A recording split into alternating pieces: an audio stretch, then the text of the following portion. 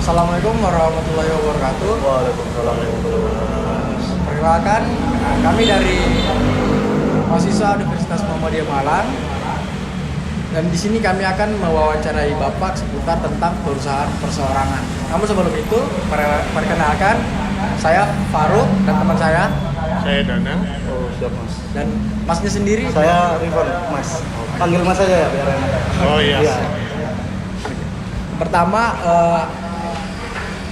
usaha apa ya yang didirikan oleh Masnya? Oh, usaha saya di bidang jasa, itu jasanya reparasi aksesoris kayak sepatu, tas, gitu. Sepatu ya. Iya.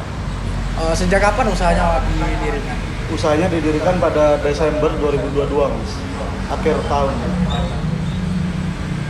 Untuk namanya, nama usahanya? Untuk nama usahanya Restive Care, Mas. Restive Care. Iya, Mas. Kalau untuk omset per hari itu berapa dan omset per bulannya itu berapa ya?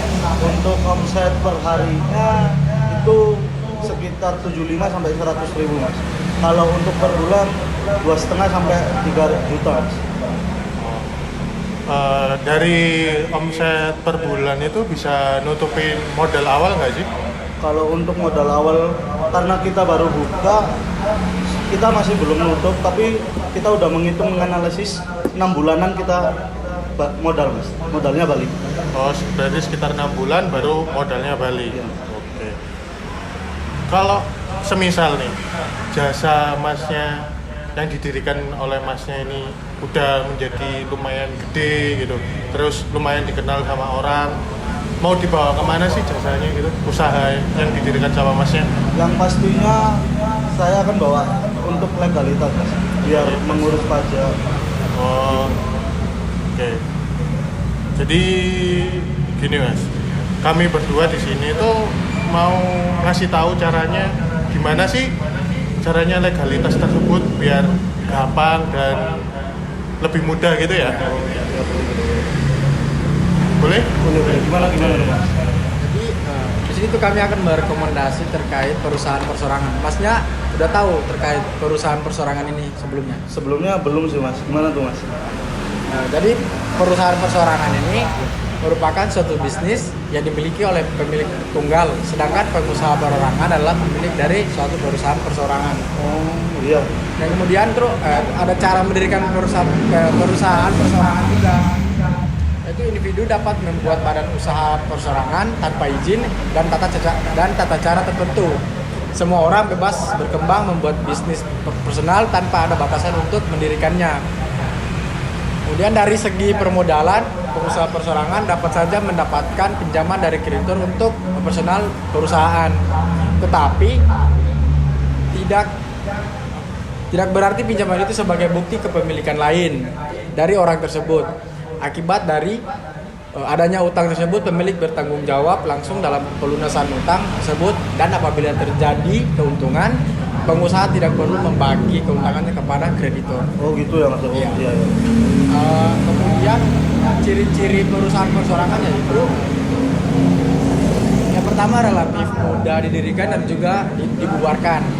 Yang kedua, tanggung jawab tidak terbatas dan bisa melibatkan harta pribadi. Yang ketiga, tidak ada pajak. Yang ada adalah penghutang dan retribusi. Yang keempat, seluruh keuntungan dinikmati sendiri. Yang kelima, roda perusahaan diatur secara pribadi.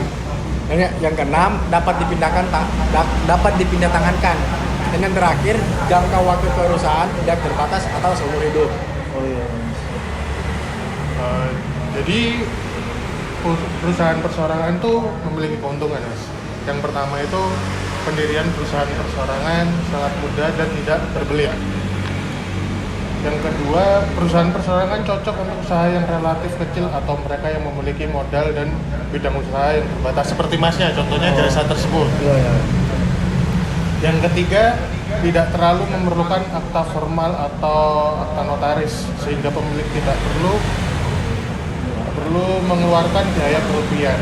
Berarti kalau misalkan Masnya mau daftar, nggak perlu ke notaris biar nggak keluar biaya banyak gitu. Benar. Boleh. Memiliki keleluasaan dalam hal mengambil keputusan baik menentukan arah perusahaan atau hal-hal yang berkaitan dengan keuangan perusahaan, seperti kayak ini apa namanya bagi hasilnya, misalnya Mas punya apa namanya karyawan atau gimana gitu, seperti itu gitu. Dalam hal peraturan tidak terlalu banyak peraturan pemerintah yang mengatur perusahaan jenis itu sehingga pemilik bebas melakukan aktivitas. Jadi kayak Masnya itu memiliki kayak apa sih, usaha itu yang dipinginin terus bebas melakukan apa aja gitu. Kayak usaha ini tuh Mas tanggung jawabin sendiri gitu secara penuh tanpa ada campur tangan dari pemerintah. Yang terakhir itu seperti dalam hal pajak, pemilik tidak perlu membayar pajak badan, namun semua pendapatan tetap harus bayar pajak. Jadi kayak pajak itu yang dibayar itu ketika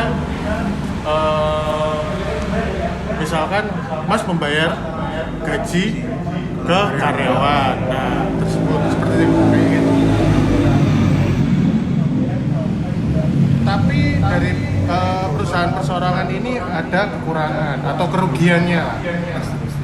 Dari seperti permodalan itu lebih sulit memperoleh modal, yang artinya jika perusahaan perorangan ingin mendapatkan tambahan modal atau investasi dari perbankan atau seperti itu relatif sulit, terutama untuk jumlah yang besar.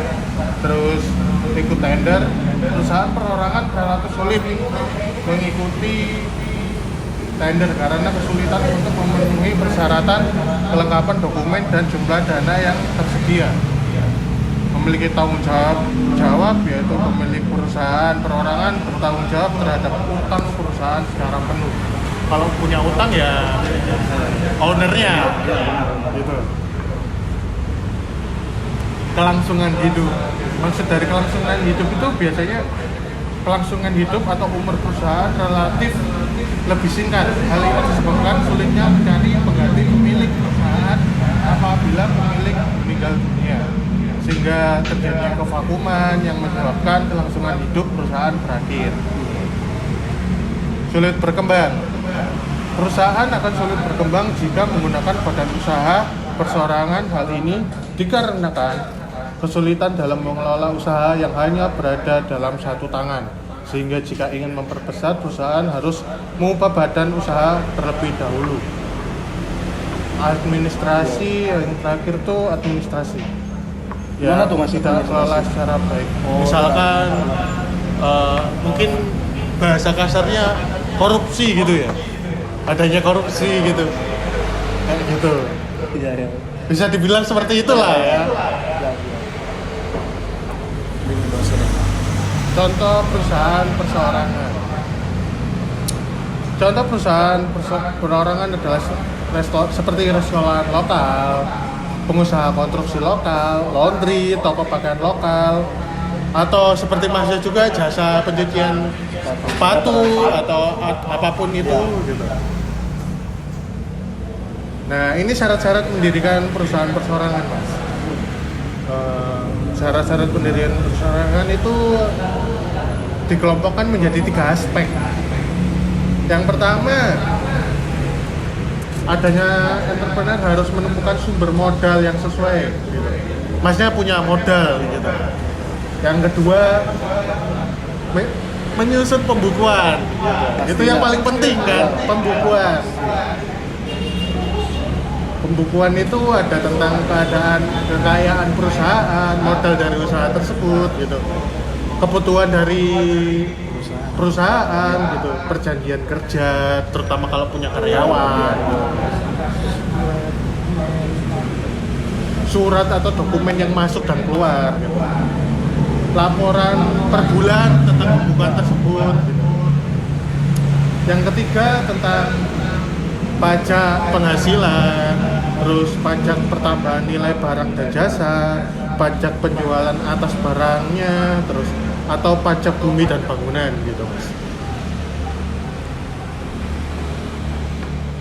Ada prosedur perusahaan perorangan gitu. Sebenarnya tidak ada aturan mengikat dalam pendirian perusahaan perorangan, akan tetapi biasanya orang mengikuti prosedur berikut.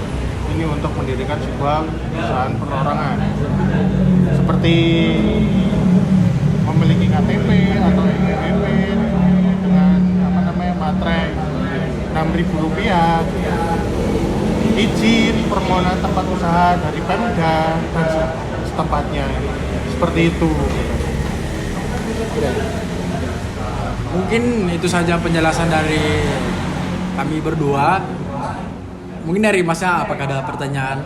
Berarti secara nggak langsung usaha saya bisa dijadikan. Oh bisa banget. Bisa banget. Bisa ya, Mas? banget. Itu aja sih Mas. Ya seperti kayak tadi syarat-syarat mendirikannya kan lebih mudah Iya, iya. daripada seperti yang dikatakan orang-orang di luar sana gitu, kayak mungkin ribet harus mempunyai uang yang lebih untuk mendirikan hal tersebut, kan kenyataannya tidak seperti itu gitu ya. Nah, yang terpenting itu adalah sesuai dengan aturan yang berlaku aja Mas. Biar sama-sama aman ya. Iya. Udah sih Mas, itu aja sih Mas. Berarti udah paham ya Iya, Mas? udah paham Mas. Jadi kira-kira bakal dijadiin hal ini direalisasikan ya? Gitu. Insya Allah direalisasikan Mas. Insya Allah. Ya kalau dari kami semoga cepat tercapai gitu Ya ya. Mas, amin amin amin amin. Ya sudah Mas, dari segitu aja dari kami. Mungkin itu saja Mas dari wawancara dari kami. Terima kasih juga buat Masnya untuk waktu dan tempatnya untuk dipersilakan kepada kami berdua. Assalamualaikum warahmatullahi wabarakatuh.